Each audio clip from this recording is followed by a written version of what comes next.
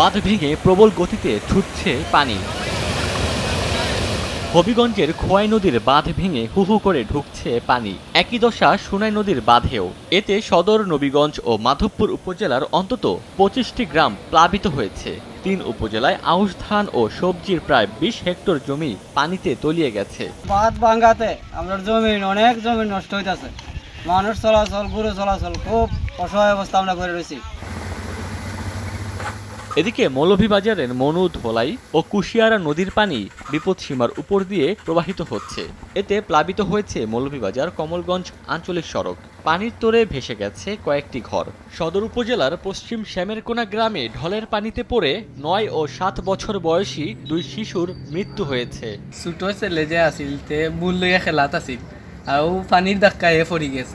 আর বড় যে ছেলে মরছে এও বা যাওয়াত আছিল আর তারে বাঁচানিত লাগিয়া এও পড়ি গেছে।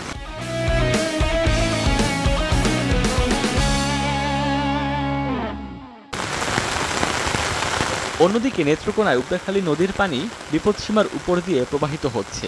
এতে নিম্নাঞ্চল প্লাবিত হয়েছে। পানিবন্দী হয়ে পড়েছে কমলাকান্দা উপজেলার সদর ও নাজিরপুর ইউনিয়নের বেশ কয়েকটি গ্রাম। উত্তরের জেলা রংপুরের কাউনিয়া পয়েন্টে তিস্তার পানি বিপদসীমার উপর দিয়ে প্রবাহিত হচ্ছে।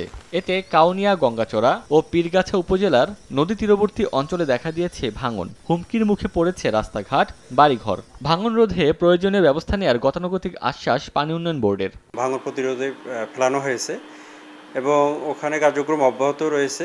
সংখ্যক যে অবস্থা ধরা আছে সেগুলো ডাম্পিং করে ওই ভাঙন প্রতিরোধে আমরা সর্বোচ্চ চেষ্টা করব।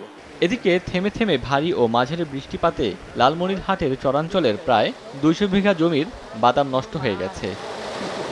ওমর ফারুক, সময় সংবাদ।